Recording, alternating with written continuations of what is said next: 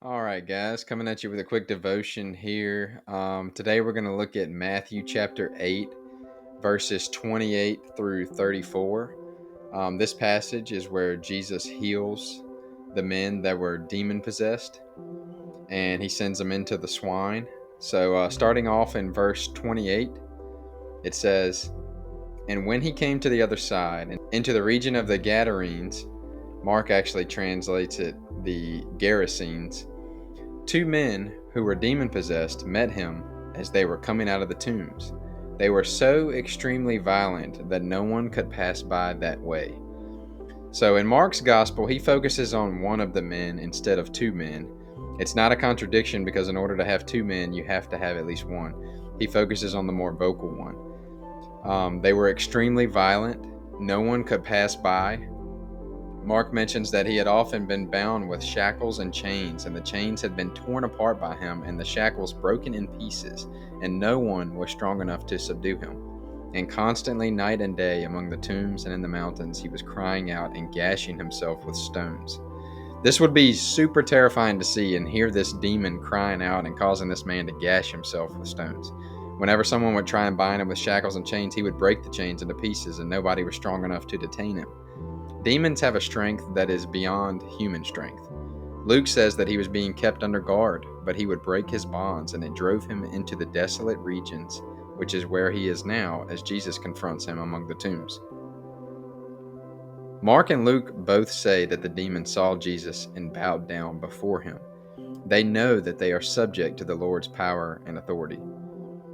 Verse 29 says, "And behold, they cried out, saying, 'What do we have to do with you, Son of God? Have you come here to torment us before the time?'" They cry out, "What do we have to do with you?" They have no desire to be in the company of Jesus or to follow him. They desire evil, but even they know that Jesus is the Son of God, and they bow down to him and address him as such. James 2:19 says, "You believe that God is one? You do well. The demons also believe and shudder." They ask him, "Have you come here to torment us before the time?" They know that they have a time when they will be cast into the lake of fire, and judgment is coming at the Lord's appointed time. In the account of Mark and Luke, Jesus asked him his name, not because he didn't know it, but possibly to let his power be shown as we come to know that there were a lot of demons. And he was asking him, "What is your name?" And he said to him, "My name is Legion, for we are many." When we think of the term legion, we can look at a Roman cohort. A cohort was a Roman military unit with capacity of 1,000 men. 10 cohorts formed a legion. During this time, the Jews and Greeks would have been familiar with the term legion to mean 6,000 soldiers. So this is a large number of soldiers. This is why the demon says his name is Legion, to represent that there were a lot of them tormenting this man.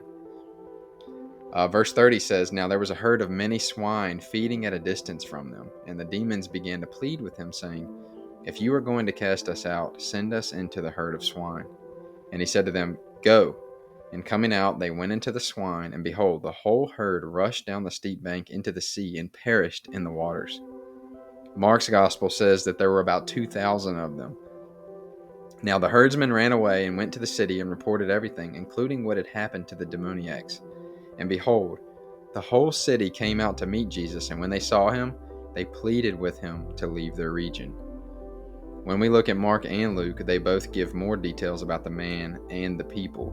Mark says, "And they came to Jesus and observed the demon-possessed man sitting down, clothed and in his right mind, the very man who had the legion, and they became frightened.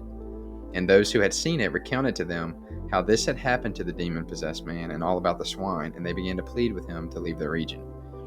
Perhaps they were upset about the pigs being destroyed as a financial loss. Maybe they cared more about those animals instead of the man, who is made in the image of God. The verse says that they became frightened, and Luke says that they were gripped with great fear. It's sad to see that these people saw the awesome power of Christ put on display, and yet they wanted nothing to do with him.